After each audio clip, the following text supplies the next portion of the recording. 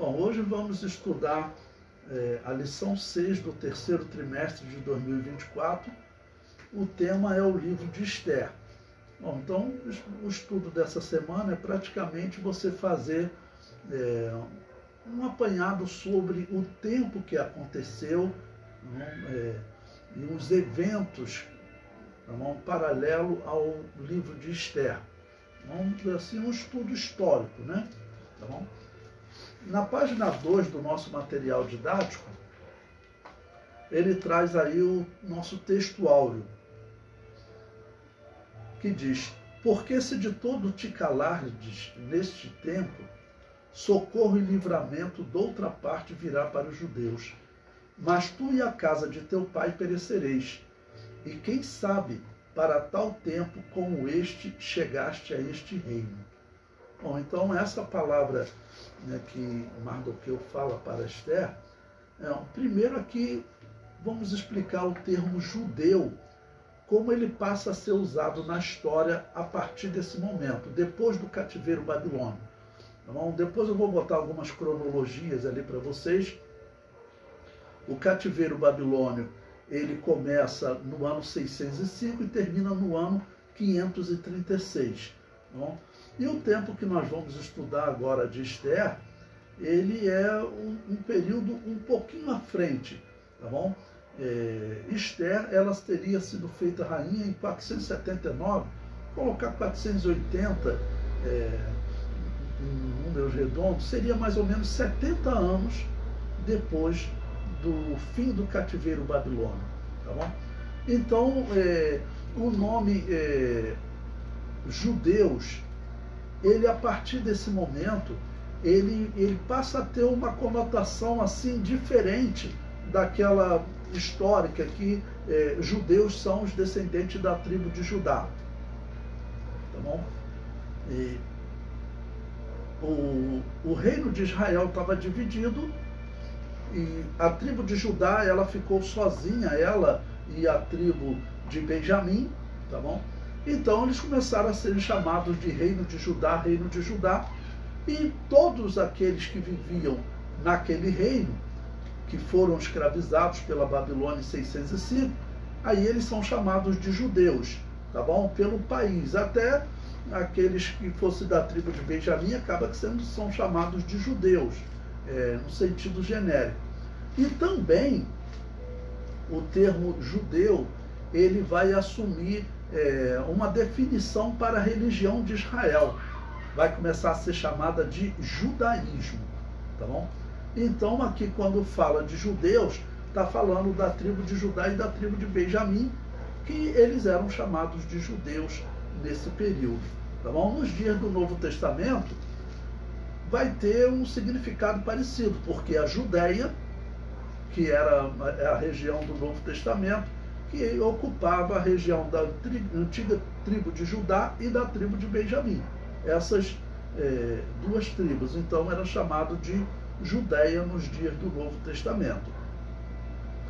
Bom, então, mais tarde nós vamos estudar depois esse texto com detalhes, mas é interessante ele dizer também: e quem sabe para tal tempo como este chegaste a este reino.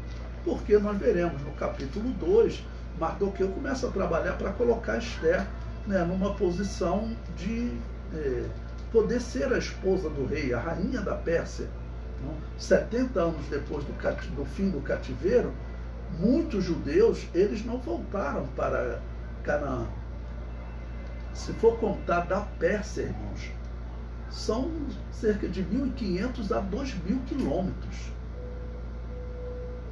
E muitos nasceram naquela região. A Pérsia antes fazia parte do domínio da Babilônia, então a Babilônia levou escravos para todo o império. A Pérsia venceu a Babilônia cerca de 70 anos antes e os judeus ficaram lá. O próprio Daniel, ele ficou. Tá bom? Ele deveria ter uns 90 anos quando terminou o cativeiro. Ele caminhar cerca de 1.200, 1.500 quilômetros da Babilônia até Canaã, era complicado, Então, até pela pessoa que ele era, a autoridade, favorecia o povo de Israel ele estando na Babilônia. Bom, a verdade prática, ainda na página 2, diz: a perfeita vontade de Deus é nos guiar por caminhos que levem ao cumprimento de seus eternos propósitos. Bom, isso aqui para nós meditarmos, aplicarmos as nossas famílias e a família de Deus, né? Tá bom? A família de Deus, a igreja, nós como família de Deus. Nós, às vezes, nós somos surpreendidos por coisas que Deus faz na história. Vou contar um exemplo para vocês. Na primeira formatura, esse exemplo é do pastor Sebastião Firmino de Assunção. A primeira formatura do seminário Bethlehem, que eu dirijo lá na Assembleia de Deus de Todos os Santos, na época o pastor presidente se chamava Sebastião Firmino de Assunção. E ele, na formatura, ele lembrou de algo que ele tinha esquecido, uma promessa que Deus fez a ele cerca de 32 anos antes, e ele esqueceu. Como a formatura foi no ano de 1990, e quando ele estava lá, quando estava acontecendo a formatura, eu era dirigente do seminário, a minha irmã estava se formando, tá bom? A minha irmã estava se formando e o meu pai foi na formatura. Então o pastor Sebastião, ele contou na hora lá que ele estava no púlpito, ele lembrou, presbítero Suplínio, era o nome do meu pai, lá da Assembleia de Deus, do Engenho de Dentro.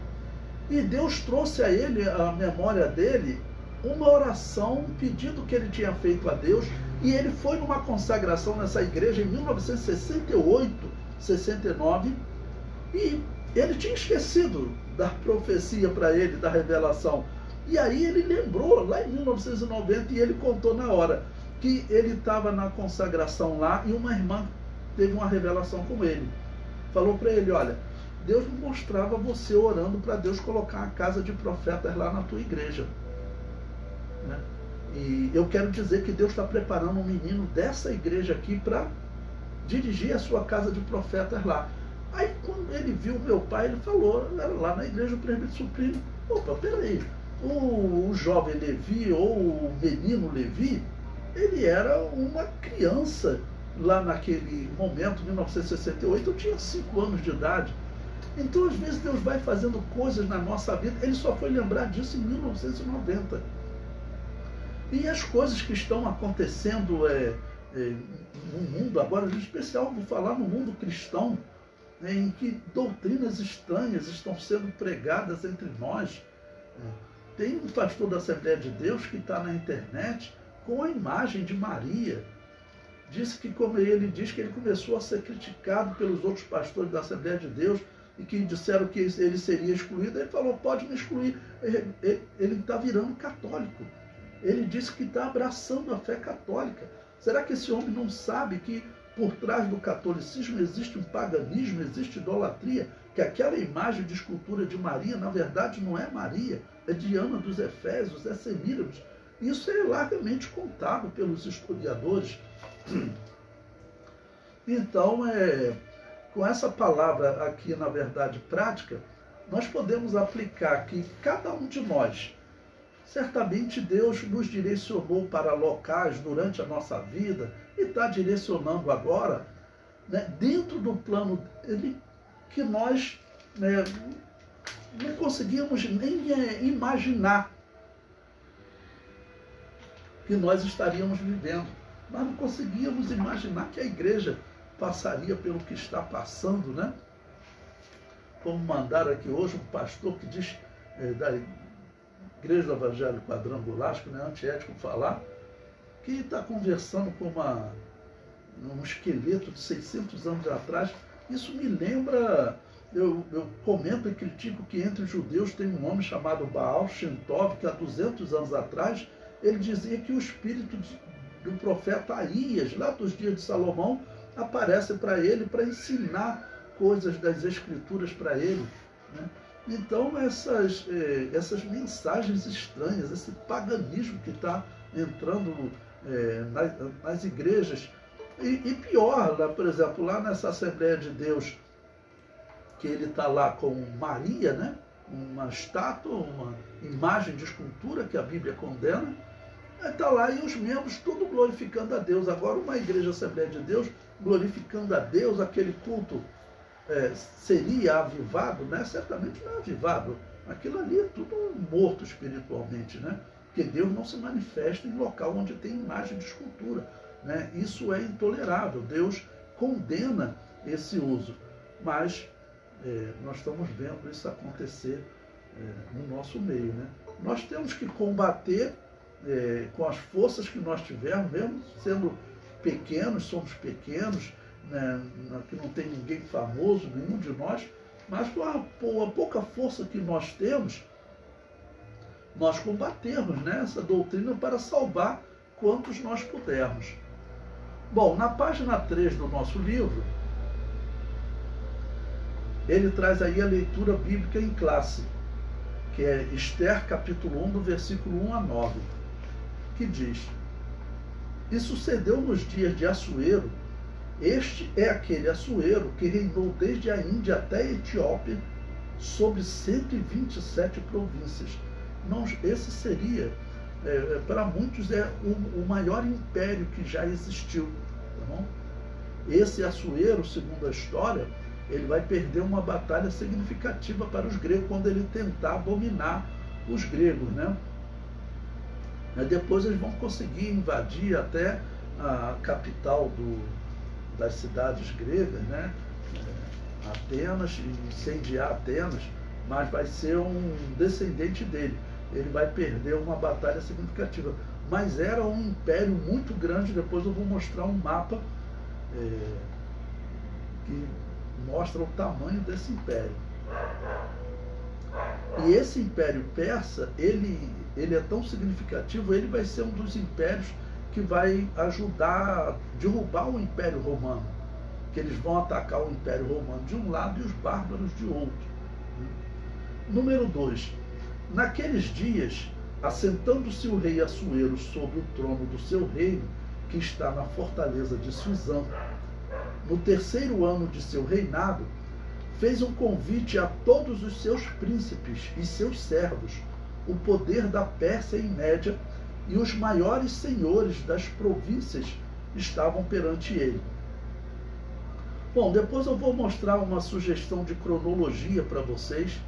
A revista também vai mostrar a cronologia, que nós conseguimos identificar qual ano antes de Cristo que está ocorrendo esse encontro, né?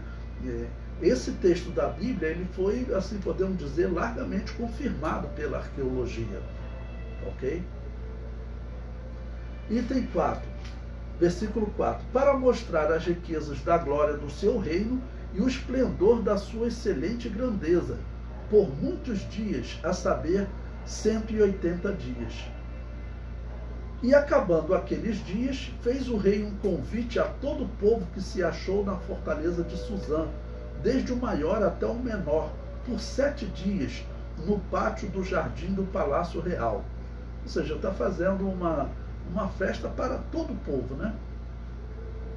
As tapeçarias eram de pano branco, verde e azul celeste, pendentes de cordões de linho fino e púrpura, e argolas de prata, e colunas de mármore. Os leitos eram de ouro e de prata, sobre um pavimento de pórfiro, e de mármore, e de alabastro, e de pedras preciosas. Bom, aqui descreve a glória, né, que esse reino tinha, né? No versículo 7. Bom, eu coloquei aí um tópico que até esqueci de botar em verde, o saque da Babilônia, para poder assim esclarecer para vocês de onde que vinha tanta riqueza.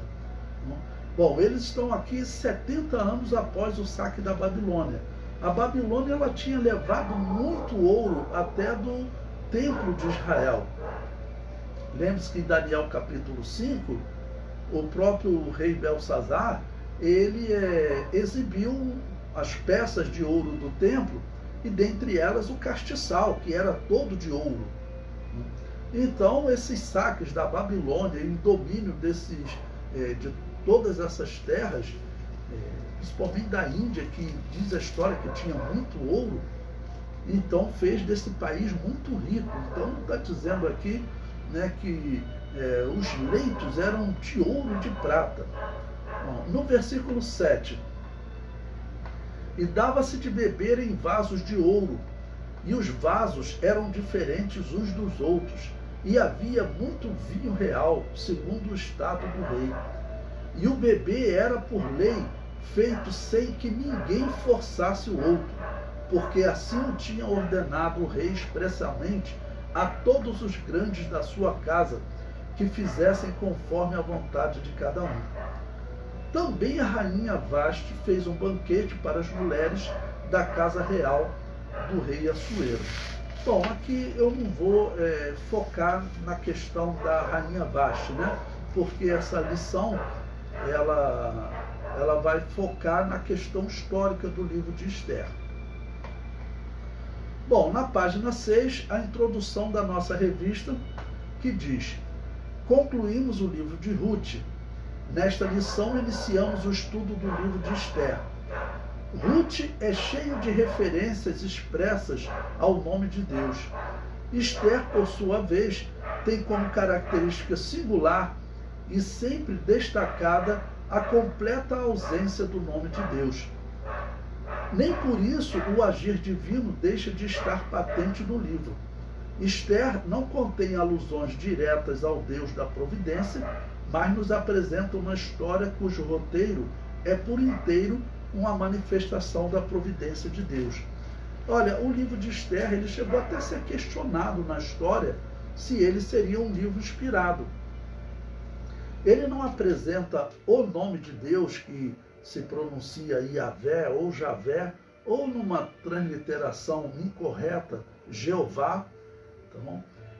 Ele não apresenta o termo Elohim, que normalmente é traduzido por Deus, e nem apresenta o termo El, que também é traduzido por Deus. Ele não apresenta nenhum desses termos, mas é claro que a história nós vemos claramente Deus operando.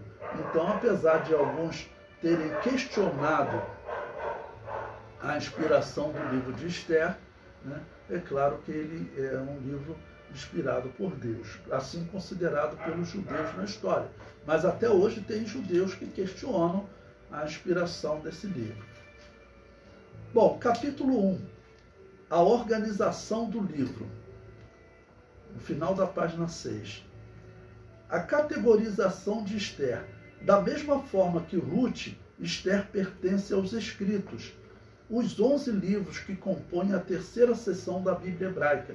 E nesta seção, também ao lado de Ruth, integra os Megilot, os 5 livros curtos lidos anualmente nas festas judaicas.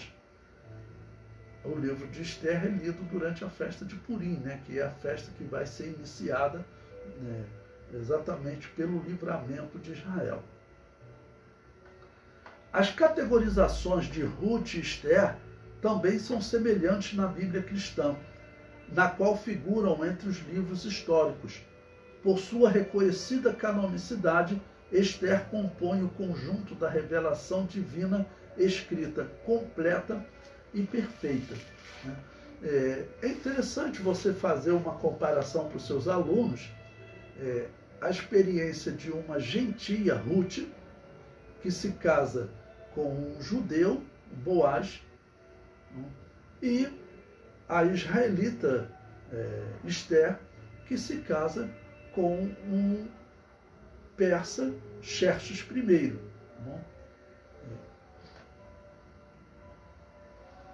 Na página 8, eu coloquei aí um quadro para você ter o nome de todos os livros em hebraico e na divisão que eles têm, né? A Tanakh, como eles chamam o Antigo Testamento, ela tem 3 divisões. A Torá, que são os 5 primeiros livros, tá bom? O Nevim, que são os livros proféticos, entre eles está realmente Josué, Juízes, Samuel e Reis, tá bom? E os Ketuvins, os escritos, tá bom? E entre esses escritos você encontra o livro de Esther. Entre esses livros também está o livro de Daniel, acredito, na Bíblia hebraica. o livro de Daniel não está entre os livros proféticos.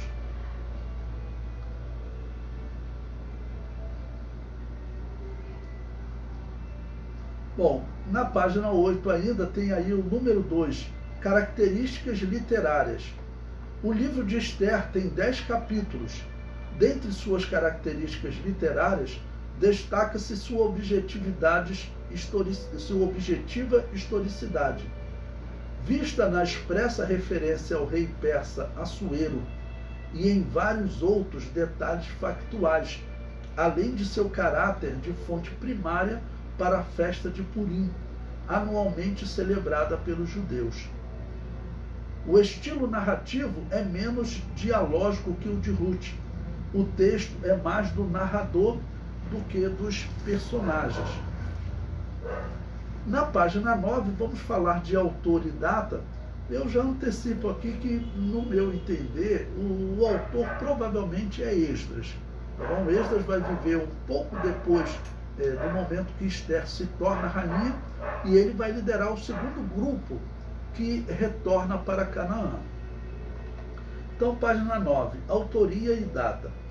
O autor de Esther é desconhecido. Muitos estudiosos consideram que o livro foi escrito por um judeu que viveu na Pérsia, pelo fato de o autor demonstrar amplo conhecimento da cidade de Suzã e de sua estrutura, e de importantes documentos do Império Persa. Considerando essa possível autoria e algumas evidências internas, acredita-se que o livro seja datado ainda no século V a.C., por volta de 460 a.C., logo após a morte de Assuero, ocorrida em 465.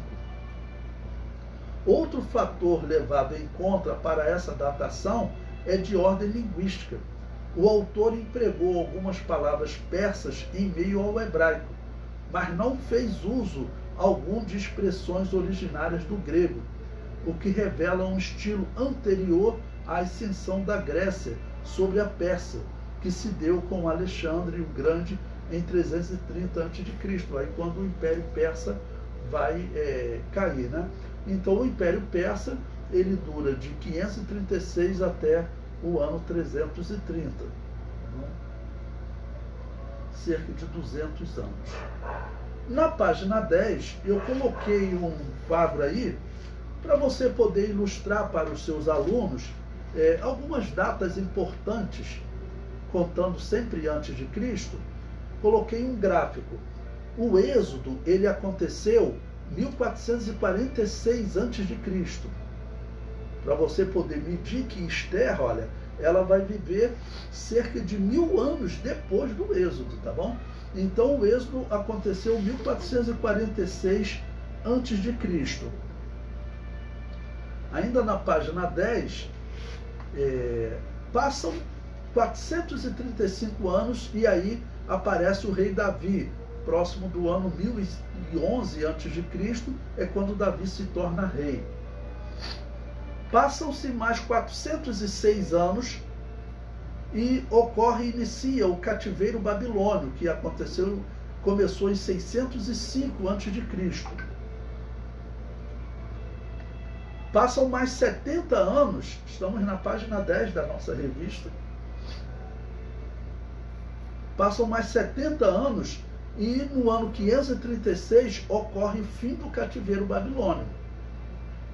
E passam mais 57 anos, no ano 479, Esther se torna rainha da Pérsia.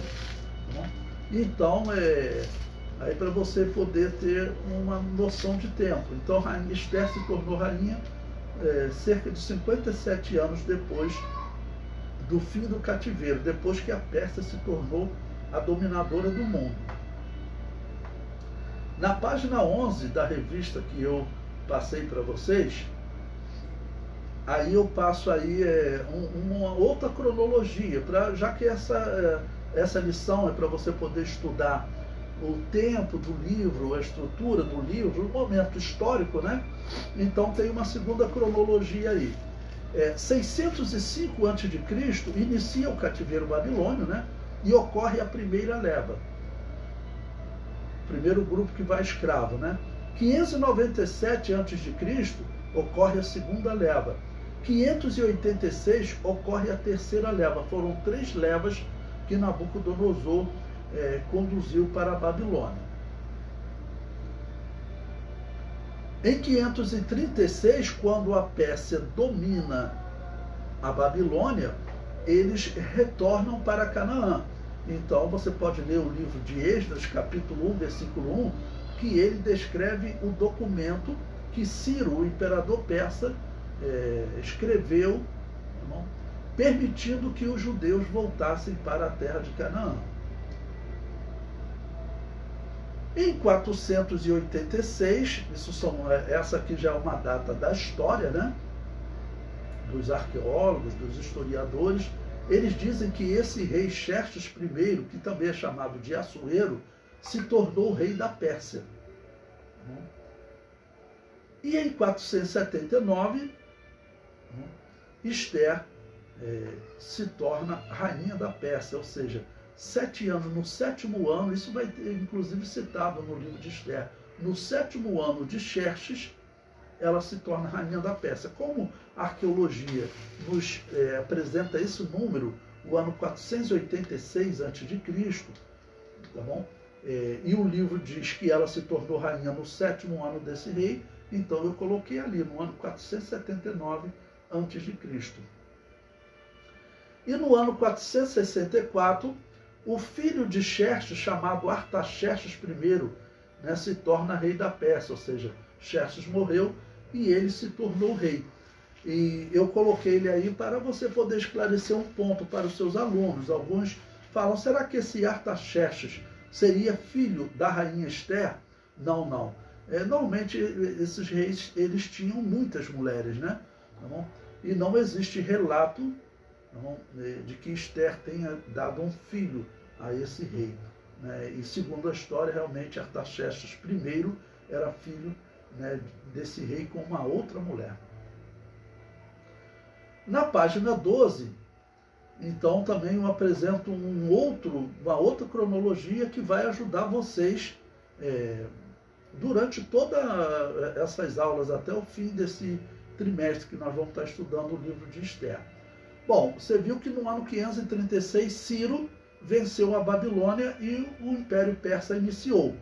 Nesse mesmo ano, como está lá no livro de Esdras, capítulo 1, que eles receberam autorização, o que aconteceu? Zorobabel, ele iniciou o retorno, foi o primeiro grupo que voltou para Canaã, tá bom? 536. No ano 516, 20 anos depois, o templo foi reconstruído. Isso é importante também para a religião, né, de Israel.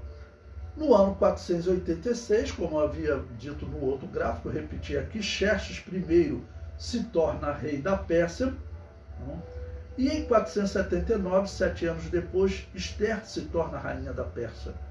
Em 464, Artaxerxes I se torna rei da Pérsia. E em 458, ou seja, 21 anos depois que Esther se tornou rainha da Pérsia, tá bom? 21 anos depois, Esdras, ele volta com o segundo grupo para Canaã, tá bom? Quase 100 anos depois do primeiro grupo, tá bom? Cerca de 100 anos. O primeiro grupo foi em 536, tá bom? Ele foi aqui em 458, cerca de 80 anos, tá bom? Depois do primeiro grupo, Esdras retorna para Canaã. Então Esdras, ele foi contemporâneo da rainha Esther. Ele pode ter conhecido a rainha Esther, tá bom? E ele é, no meu entender, o provável autor desse livro, tá bom? Bom, e em 445, tá bom, o terceiro grupo retorna para Canaã, agora liderado por Neemias. Então coloquei essa cronologia aí para ajudar vocês, quando vocês estiverem explicando para os seus alunos, vocês terem uma noção de tempo e do que está acontecendo, né? Mais ou menos esses eventos ocorrem cerca de 500 anos, 450 anos antes de Cristo. Às vezes, para o aluno, é bom falar em números redondos, facilita o entendimento, né?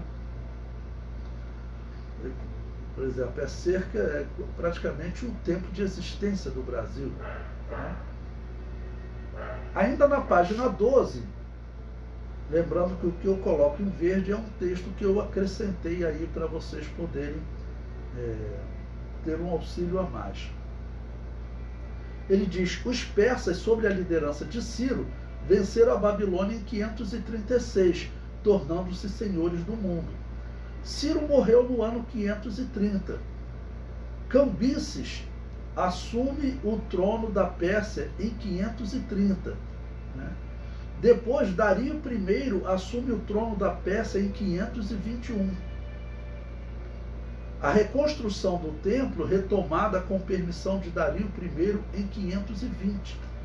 E a conclusão da reconstrução do templo em 516. Bom, tudo isso estamos agora na página 13. Nessa aula de escola dominical eu sempre concluo ela para depois abrir para os alunos perguntarem, tá bom? E ainda nessa cronologia, Xerxes I, que é esse Assuero que vai se casar com Esther, assume o trono da Pérsia em 486.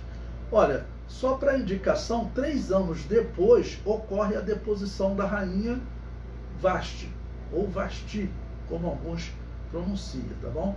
Está em Esther, capítulo 1, versículo 1 a 3, que nós lemos na leitura bíblica em classe. Na página 14, no 7º ano de Xerxes I, no ano 479, Esther se tornou rainha da Pérsia. Bom, esse texto eu vou ler para vocês, que o primeiro estava na leitura bíblica em classe, né? Veja o que diz Esther 2, versículo 16 a 17. Assim foi levada Esther ao rei Assuero, à casa real, no 10º mês, que é o mês de Tebete, no 7º ano do seu reinado. O mês de Tebete é o mês do calendário persa, né? E o rei amou a Esther mais do que a todas as mulheres, e ela alcançou perante ele graça e benevolência mais do que todas as virgens, e pôs a coroa real na sua cabeça, e a fez rainha em lugar de Vasti. Então, aqui diz que ele tomou essa decisão no 7º ano do seu reinado. Como a arqueologia diz que ele assumiu o reinado em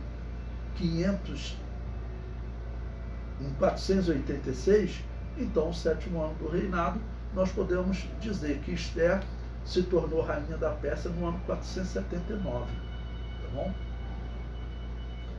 Na página 15, eu coloquei aí para vocês o mapa da CPAD, que descreve as nações depois do dilúvio. Então você pode ver qual o povo que gerou os persas. Nesse mapa, aquela parte em amarelo, ou laranja, né, mais clarinho, ali estão os descendentes de Jafé, tá bom? Onde estão Magog, e aí você pode recorrer a Gênesis capítulo 10, e ali onde você vê Madai e até Askenaz, principalmente Madai, aqueles ali, aquela região ali é a região que futuramente será ocupada pelos persas. Não? Os persas, então, eles vão entrar para a história como um povo benevolente, tanto que eles tomaram essa atitude, ok, de autorizar Israel a voltar para a terra de Canaã, porque todos queriam ter a mão de obra escrava. Quando Nabucodonosor levou, ele levou pessoas para trabalharem, ferreiros, está lá em 2 Reis 24, né? Levou pessoas para trabalhar, para ter mão de obra gratuita. É tudo que o imperador quer, né? Mas ele permitiu que Israel voltasse para a terra de Canaã. Eu vou deixar o auxílio bibliológico para vocês lerem depois. Vamos à página 17. capítulo 2, o contexto histórico. O povo hebreu no exílio. Para uma melhor compreensão do contexto histórico do livro de Esther, é importante mencionar o final do período da monarquia do povo hebreu. Em 722 a.C., houve a queda do reino do norte sobre os assírios. Os assírios levaram 10 tribos cativas. É a história em que o rei Ezequias orou e Deus deu livramento para 2 tribos, a de Judá e Benjamim. Mas as outras 10 foram cativas. O comentário prossegue. Pouco mais de 100 anos depois, Judá, o reino do sul, formado das tribos de Judá e Benjamim, foi levado para o cativeiro babilônio em 3 levas, 605, 597 e 586, aquelas 3 que eu citei para vocês, né? Conforme Jeremias havia profetizado, o exílio na Babilônia duraria 70 anos. Foi um período em que Deus tratou com Judá, principalmente para extirpar a idolatria que havia contaminado a nação.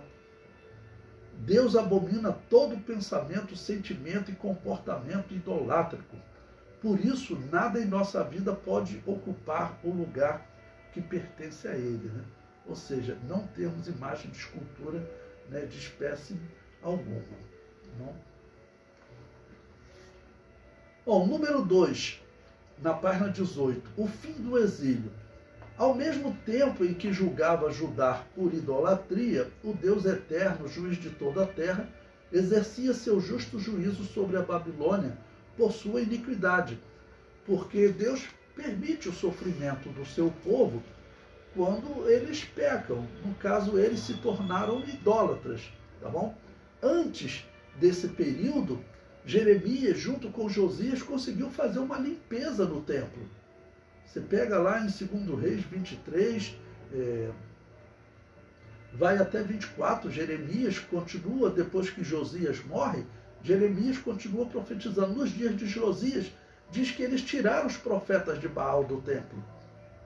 Mas os filhos de Josias não eram fiéis como ele. Então, eles voltaram com a idolatria. Então, Deus permitiu a punição, mas Deus vai ser punido por quem? Pela Babilônia. A Babilônia, irmãos, é exatamente o símbolo da confusão doutrinária, porque assim se interpreta essa palavra Babel. Babel, literalmente, o significado literal é porta, Deus. Bab é porta, El é Deus. Porta, Deus. Babel. Mas em hebraico soa também como confusão.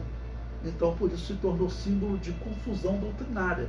E daquele levante contra Deus, porque foi isso que Nimrod fez. Tá bom? Ele e sua mãe, Semiramis, mãe e mulher, né? Então, esse texto de Jeremias 25:12 é interessante. Ele diz: acontecerá, porém, que quando se cumprirem os 70 anos, visitarei o rei da Babilônia, e esta nação, diz o Senhor, castigando a sua iniquidade, e a terra dos caldeus, farei deles um deserto perpétuo. E é verdade. Até hoje está lá o Iraque, a região onde existia a Babilônia, virou um deserto. Tá bom? A Babilônia foi reencontrada ali nos anos 1850, porque o mundo pensava que isso era uma lenda bíblica. Tá bom? O comentário da revista prossegue. Antes já havia julgado a Assíria, como profetizado por Naum. Deus não tem o culpado por inocente. E aqui um detalhe, ele coloca assim, em 539 a.C. Bom, se você ler antes, ele falou que o cativeiro começou em 605. 70 anos de cativeiro não dá 539, dá 536. Tá bom? Então, por isso, na minha cronologia lá, eu coloquei 536. Não, mas ele aqui colocou 539. Normalmente, os arqueólogos dizem que essa batalha foi em 539. Como o profeta diz que foram um período de 70 anos, então eu coloco 536. Né? Bom, então ele diz, ainda na página 18, que em 539 Ciro venceu os babilônios e anexou seu território ao Império Persa, que é o atual Iraque, né? Hoje seria o Irã dominou o Iraque. O Irã é a antiga Pérsia, tá bom? Logo no primeiro ano de reinado, despertou o Senhor o espírito de Ciro, rei da Pérsia, e o fez decretar o retorno do povo judeu para Jerusalém. Bom, eu não vou ler esse texto por questão de tempo, mas depois você leia, porque Esdras diz que Ciro citou o nome do Deus de Israel, Yahvé. Então, se você abrir lá em Esdras, você vai ver, pelo menos a maioria das Bíblias, né, está escrito o nome Senhor em tudo em maiúsculo. Isso significa que está no original, está Yahvé. Ele cita no versículo 2 o texto de Ciro, que diz assim, olha, Yahvé, Deus dos céus. Isso é comum, por exemplo, os romanos, eles conheciam o nome dos deuses, né, de cidades que eles conquistavam. E se tratando de Ciro, Ciro ele é uma referência histórica de tolerância. E vocês sabem que lá em Isaías 45, o profeta que viveu 200 anos antes, lá nos anos 720, 730, Isaías citou o nome de Ciro. Existem livros judaicos, a história judaica diz que Daniel, quando tomou conhecimento de que um homem chamado Ciro estava conquistando muitas tribos e estava se aproximando da Babilônia, essa história judaica diz que Daniel foi ao encontro de Ciro, mostrou essa profecia e falou para ele, você vai conquistar a Babilônia. Porque era algo praticamente impossível, né? A Babilônia era uma cidade com muralhas, tinha 3 muralhas gigantescas, né? E um fosso, né, com animais, crocodilo entre essas muralhas. Então era praticamente impossível dominar a Babilônia. Mas Ciro conseguiu desviar o curso do rio Eufrates e assim ele entrou pelo leito do rio. E Daniel capítulo 5 diz que a Babilônia caiu em uma noite. Porque eles estavam cercados, mas ele falou, ninguém entra aqui, vamos fazer festa, né? Então, leia esse Esdras capítulo 1, versículo 1 a 3, porque é interessante. Ainda na página 18, o texto continua. Daniel havia se humilhado diante de Deus, jejuando e orando fervorosamente para a restauração de Jerusalém, confessando os pecados da nação de Israel. O ensino bíblico a respeito de nosso relacionamento com as estruturas de poder terreno é sempre confiar na soberania divina, buscando com humildade a intervenção de Deus em nosso favor. Agindo assim, poderemos ter uma vida quieta e sossegada em toda piedade e honestidade e contribuir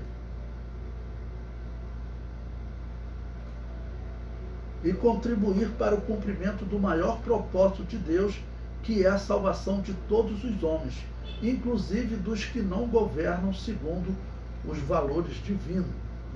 Bom, aí nós temos no mundo hoje, a maioria dos exemplos são pessoas que não governam segundo os valores divinos, né? Eu quero aproveitar aqui para dar mais um alerta a vocês, porque eu recebi diversas mensagens sobre o Donald Trump, e uma das mensagens, que foi uma ilustração que fizeram, que ele iria levar o tiro na cabeça, mas ele moveu o rosto para poder olhar um painel e comentar sobre o painel, e nesse movimento a bala pegou na orelha. E a mensagem que eu recebi num grupo de pastores dizia o seguinte: Deus já declarou o seu voto, né? Então, irmãos, vou falar sobre esse homem porque é um dos homens de destaque do mundo. Se ele for eleito, ele vai ser presidente da maior potência do mundo, né? Que tem uma influência forte sobre Israel. Esse homem, você pode pesquisar quando ele esteve no Brasil, os pastores que vieram com ele são pastores da Ku Klux Klan, são pastores satanistas, um grupo que persegue, captura, tortura e mata negros e outras minorias. Isso não é coisa de cristão. O cristão tem que viver longe disso. Então aquele homem é um falso cristão. Tá bom? Eu até gostaria que ele tivesse convertido.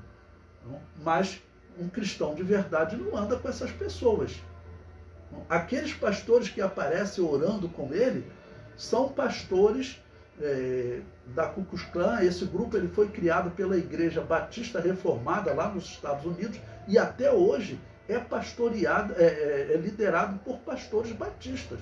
Acreditem nisso. Isso para vocês despertarem sobre o tempo que nós estamos vivendo. Então, governar segundo valores divinos hoje no mundo, eu posso dizer para vocês que praticamente só existe Israel. Só existe Israel. Porque os governos do mundo ou governam segundo o catolicismo, ou lá nos Estados Unidos, né, esse Donald Trump, né, segundo esse satanismo lá da Ku Klux Klan, né, aqui no Brasil é da Umbanda, né, e outros países, infelizmente, é do budismo, islamismo, hinduísmo, tantos ismos, e só Israel é o único país do mundo que declara que o Deus da Bíblia governa sobre eles. O nosso país, ele se declara como um Estado laico. Nenhum Deus reina sobre nós. Israel é o único país do mundo que declara que Deus reina sobre eles. Bom, ainda na página 19 do nosso material didático, o número 3 diz: o pós-exílico.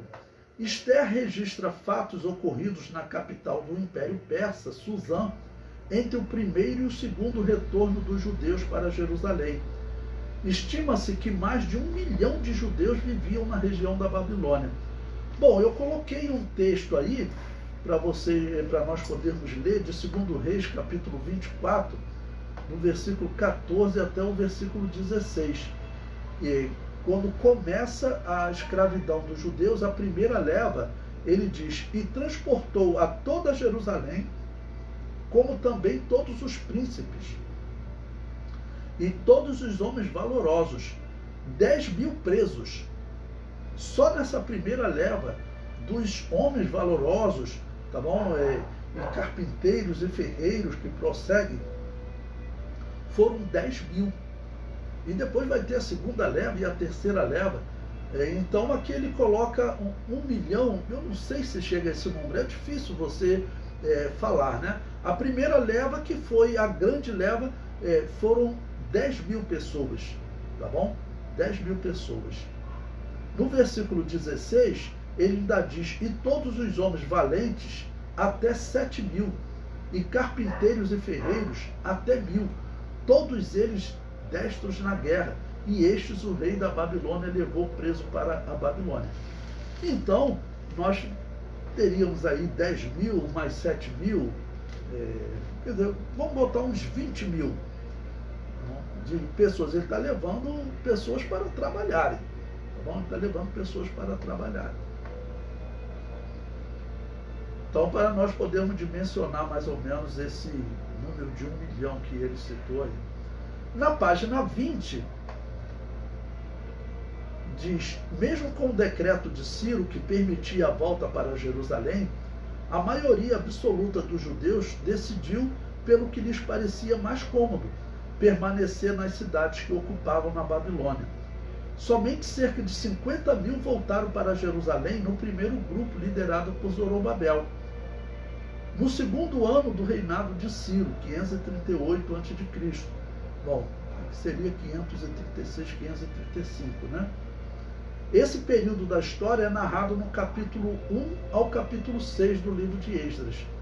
Entre o capítulo 6 e o capítulo 7, há um intervalo de aproximadamente 60 anos. É na segunda metade desse período que se passam os fatos do livro de Esther, 483 a 473.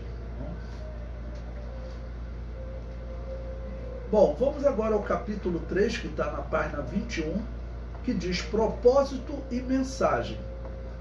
A providência divina. Sempre lembrando que eu coloco em azul um texto que eu sugiro que você dê destaque para o seu aluno, né? Tá bom? O principal propósito do livro de Esther é registrar o cuidado providencial de Deus com o seu povo, a despeito de suas escolhas fora de seu propósito. Não? E, como eu vou fazer lá na conclusão, eu sugiro a você que você vá sempre aplicando a situação atual de Israel. Porque nós, cristãos, nós acreditamos na palavra de Jesus, na palavra do apóstolo Paulo, que diz que Israel voltará a ser o povo de Deus, que eles continuam fazendo parte do plano de Deus, que por fim todo Israel será salvo. Tá bom? Então, aplique a história do livro de Esther, a proteção a essa família, né, de Deus, que é a nação de Israel, à atualidade, aos dias atuais. Bom, ainda na página 21, o item 2 diz: uma falsa estabilidade. Esther nos transmite como mensagem o perigo de confiar nas falsas estabilidades que as estruturas do mundo nos oferecem e costumam parecer mais vantajosas. Estava tudo indo muito bem em Suzã, até surgir a ordem de extermínio total dos judeus. A falsa segurança foi embora. O povo de Judá dependia novamente da intervenção divina para a sua sobrevivência. Esther nos mostra Deus agindo mais uma vez, movendo as estruturas humanas, agora no grande e poderoso Império Persa. Seja qual for a circunstância, é melhor confiar no Senhor do que no homem. Irmãos, comentar sobre essa falsa segurança, né? Eu falei para vocês que, por exemplo, Daniel, ele não voltou da Babilônia, era 1.200, 1.500 quilômetros, e ele tinha cerca de 90 anos. Mas eu falei para vocês também, no plano de Deus estava Daniel ficar lá, porque ele dava uma certa segurança para o povo, para que o decreto de Ciro fosse cumprido, tá bom? E assim por diante. Israel também, espalhado pelo mundo, eu não vejo como uma falsa segurança, não. Deus quer que Israel esteja no mundo, dando um bom exemplo e pregando a sua palavra. Deus queria isso. Não? Na verdade, era para Israel ter feito espontaneamente. Então, eu não vejo como uma falsa segurança, não. Tá bom? Mas o autor da revista colocou esse ponto de vista. Tá bom? Não? Bom, número 3, a festa de Purim. O livro de Esther tem como propósito também registrar a instituição da festa de Purim, ordenada por Mardoqueu, depois do grande livramento que os judeus receberam.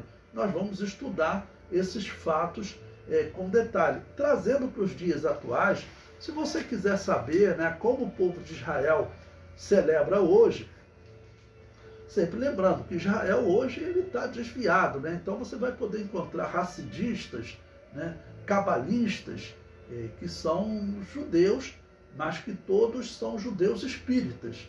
Então, eu oro por Israel, mas, por exemplo, você participar de uma festividade com eles, você tem que tomar cuidado, porque existem judeus e judeus, tá bom? Bom, eu coloquei aí para vocês, no final da página 22, um informativo, né? A festa de Purim em 2024, essa festa aconteceu no dia 23 de março. Sempre começa às 18 horas de um dia, né, do dia 23, e termina às 18 horas do dia seguinte. E em 2025, essa festa acontecerá em 13 de fevereiro, tá bom? Como um indicativo aí para a festa para vocês, tá bom? Bom, agora eu vou deixar para vocês, tem um auxílio bibliológico na página 23 sobre essa festa de Purim. Como nós vamos estudar ela mais à frente, eu vou passar para a conclusão e para uma parte de interpretação profética do livro de Esther, uma aplicação profética. A conclusão, no final da página 24, diz: o livro de Esther nos lembra de que vivemos neste mundo, mas não devemos confiar em suas estruturas. Todos os reinos deste mundo passarão. Por isso a palavra de Deus diz que a nossa cidade está nos céus, de onde também esperamos o Salvador, o Senhor Jesus Cristo. Bom, a lição, ela não dá ênfase a uma aplicação aos nossos dias. E o momento que nós estamos vivendo, em que Israel está agora sendo ameaçado pelo Irã, e lembrando que o Irã é a Pérsia, não? É muito significativo, tá bom? Então eu coloquei aqui um comentário meu e um texto da internet, que é para nós podermos meditar, tá bom? Na página 25, um comentário que eu coloco na conclusão. O livro de Esther nos faz meditar em como Deus trabalha pelos descendentes de Abraão. O livro é muito atual, pois nos dias atuais, a Pérsia, atual Irã, afirma que vai destruir Israel. E aqui eu quero colocar um comentário com vocês. É claro que nem tudo que Israel faz hoje é certo, tá bom? Mas você veja que Israel, ele está sendo acusado porque ele teria, apesar que ele não assumiu esse atentado, né? Mas ele teria matado o líder do Hamas lá no Irã. É algo que todos falam, só pode ter sido Israel, né? Porque Israel tinha dito que iria matar esse líder, e se você leu na internet como aquele homem foi morto, não, ele estava hospedado. Israel não jogou um míssil, uma bomba para matar diversas lideranças. Tinha um líder do Brasil lá participando dessa festa no Irã, né, com esse líder do Hamas, o Alckmin, o vice-presidente do Brasil, estava lá, se encontrou, esteve perto desse líder do Hamas. Israel matou o líder do Hamas e o segurança dele, que estava no mesmo local. Como? Uma bomba que foi implantada 2 meses antes. Como é que Israel consegue isso? A inteligência de Israel, como que eles conseguiram isso? Mas principalmente, irmãos, isso combina com o artigo que eu vou mostrar a vocês abaixo. Bom, primeiro Israel, esse homem, esse líder do Hamas, ele matou 1.500 israelitas, pelo menos ele liderou esse processo, ele decapitou 40 crianças, os enviados deles, terroristas, fizeram isso, e tudo isso é ordenado pelo Irã, é o Irã que financia. Então, o Irã financia a todo momento atentados dentro de Israel. E eu vejo a sociedade criticando Israel de fazer um atentado, se é que foi Israel, lá dentro do Irã, e um atentado que não atingiu todos os cidadãos iranianos, atingiu o líder do Hamas, tá bom? Então, no meu entender, Israel foi até ético. Numa guerra, né, ele atacou aquela pessoa específica que estava dirigindo os ataques a Israel, assim como matou também o líder do Hezbollah. O Hezbollah fez ontem ataques a Israel. Nós não sabemos se vai acontecer uma grande guerra, não, porque, acredite, a Rússia pediu o Irã para não escalar a guerra, não aumentar a guerra, porque aquela região ali do Golfo Pérsico, do Canal de Suez, se tiver uma guerra ali, irmãos, a inflação no mundo todo explode, porque o comércio do mundo todo passa por ali.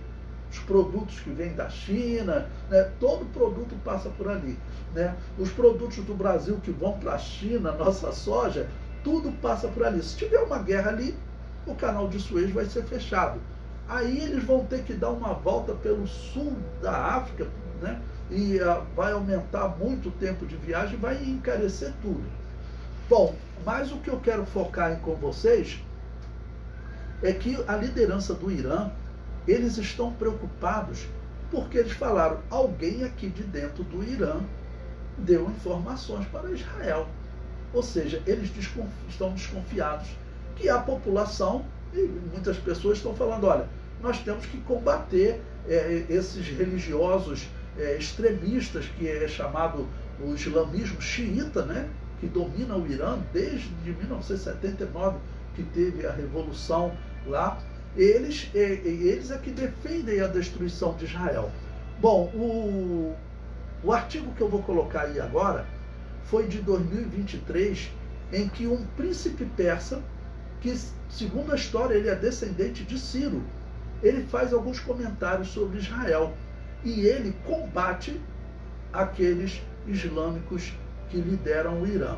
Veja o artigo, que está logo abaixo aí na página 25, né? O título do artigo diz: Príncipe persa exilado, porque os xiitas expulsaram ele do Irã, né?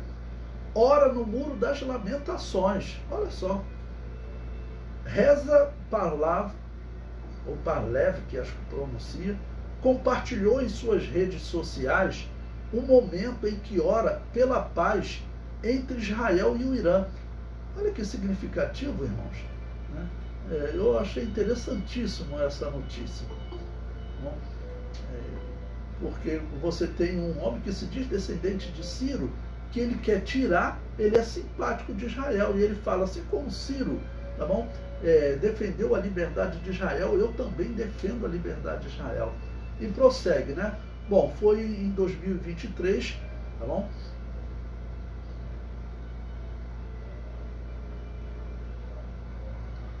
Aí prossegue. Na manhã da terça-feira, dia 18, o filho exilado do último Shah do Irã visitou o Muro das Lamentações em Jerusalém e orou pela paz entre Israel e o Irã.